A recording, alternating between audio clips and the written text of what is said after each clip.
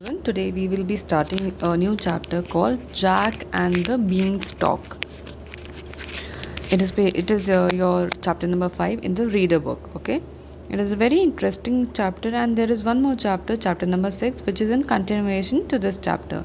ये दोनों stories chapter 5 and chapter 6 continuation में है. ये एक ही स्टोरी के दो पार्ट्स हैं. All right children, let us start reading. Before you read, do you know that fairy tales and are short stories for children which have magical creatures? Do you know that fairy tales are short stories for children which have magical creatures? यानी कि fairy tales जो होती है ना, वो ऐसी stories होती हैं बच्चों के लिए जिसमें मैजिकल क्रिएचर्स होते हैं, मैजिकल चीज़ें होती हैं. हम सब लोगों ने बचपन में फेरी टेल्स पढ़ी हैं, specially girls they read a lot of fairy tales. And हमने मूवीज़ भी देखी होंगी फेरी टेल्स वाली, and many other fiction movies. ऐसे किसी टेक्स्ट को हम फिक्शन कहते हैं. फिक्शन, FICTION, जहाँ पे रियलिटी नहीं होती, जहाँ पे हमारी इमेजिनेशन प्लेज डिफरेंट रोल्स. हम नए कैरेक्टर्स क्रिएट करते हैं, अलग अलग चीज़ें करते हैं, जो भी हम इमेजिन कर सकते हैं. ठीक है, उसको हम फिक्शन कहते हैं. तो this story is also a fiction. Okay, now let us read to find out the fairy tale. Okay, read on to find one such popular fairy tale. This is one of the very good and very famous and popular fairy tale. All right, Jack and the Beanstalk. Now before we start, one more thing. What is beanstalk? Beanstalk means beans का पेड़. creepers होते हैं ना, bell होती है, उसमें plants निकलते हैं, beans निकलती हैं. ठीक है, that is called a beanstalk. Now we will start reading. Once upon a time, there lived a poor woman who had a son named Jack. She was ill and Jack was too young to work. Almost all their belongings had been sold to buy food. There was nothing left worth selling. They had an old cow named Daisy, whom they were very fond of. Okay. Once upon a time, there lived a poor woman. एक time था जब एक poor woman थी. ठीक है, who had a son named Jack, जिसका एक बेटा था named Jack. She was ill and Jack was too young to work.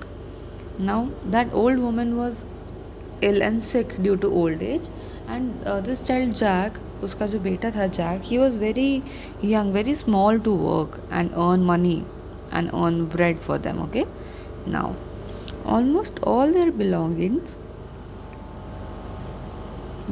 का मतलब होता है possessions. मतलब आपका जो सामान होता है वो आपकी belongings होती हैं. belongings में देखो दो वर्ड हैं, belong, ठीक है, उसके आगे इंग्स लगा रखा है. बिलोंगिंग का क्या मतलब हुआ कि this apple is Jack's, that means it is Jack's belonging. ठीक है, it belongs to Jack, so it is Jack's belonging. Now वो ये कह रहे हैं कि जो ओल्ड वुमेन थी और जो जैक था, उनकी जो बिलोंगिंग्स थी ना, they were all sold to buy food. उन्होंने सब सेल ऑफ कर दिया था कि बेचने से जो पैसा मिलेगा उससे हम खाना खाएंगे. ठीक है, नाउ उनका ये पॉइंट आ गया था उनकी लाइफ में that there was nothing left worth selling.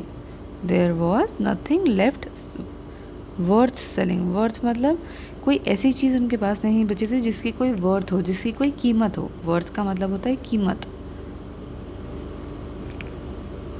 ठीक है, वर्थ का मतलब कीमत होता है. इसको वर्थ को हम बहुत जगह यूज़ करते हैं. ट्रस्ट वर्दी मतलब ट्रस्ट की कीमत देने वाला. ट्रस्ट कैसे, मतलब अगर आप ट्रस्ट वर्दी हो, इसका मतलब कि आपके ट्रस्ट की कोई कीमत है. आपका ट्रस्ट जो है वो कीमत वाला है. Okay, now they had nothing left worth selling. They had an old cow named Daisy, whom they were very fond of. उनके पास एक काऊ थी जिसका नाम था डेजी, आपको बच्चा लोग ये सब चीज़ें ना याद रखनी है कि जैक की काऊ का नेम क्या था, उन्होंने सब चीज़ें बेच दी थी टू बाय फूड। जैक की मदर जो थी वो ओल्ड पुअर वुमन थी। ठीक है, ये सब चीज़ें आपको याद रखने वाली है, ध्यान देने वाली है। One day Jack's mother said, Jack go to the market and sell our cow or we shall have nothing to eat. Thus, the next day, with a heavy heart, Jack left for the market to sell their beloved Daisy. Now, this paragraph, next one, second one.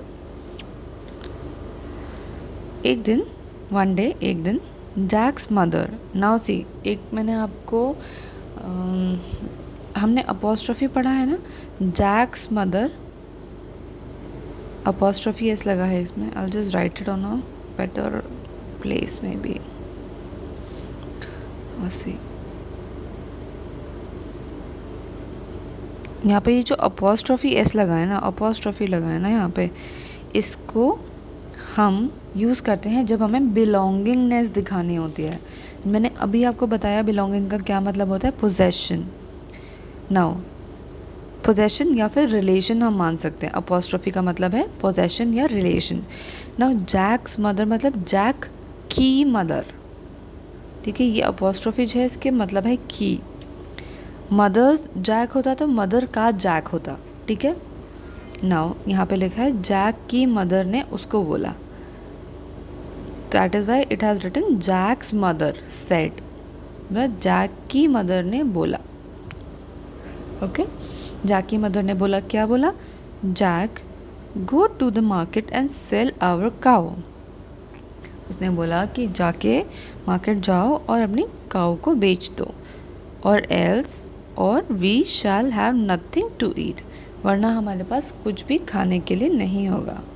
ठीक है, now दस the next day with a heavy heart. Now with a heavy heart का मतलब यहाँ पे नीचे दिया हुआ है, यहाँ पे अनहैप्पीली। हैवी हार्ट मतलब जैसे कहते हैं ना कि अगर आपको कोई चीज़ बुरी लगती है तो आपका दिल भर आता है, तो उस दिल भरने को हम यहाँ पे हैवी हार्ट कह रहे हैं। ठीक है, मतलब you feel heavy in your heart, you don't feel like doing that thing, जो आपको अच्छा नहीं लग रहा है, आपको वो करने का मन नहीं था।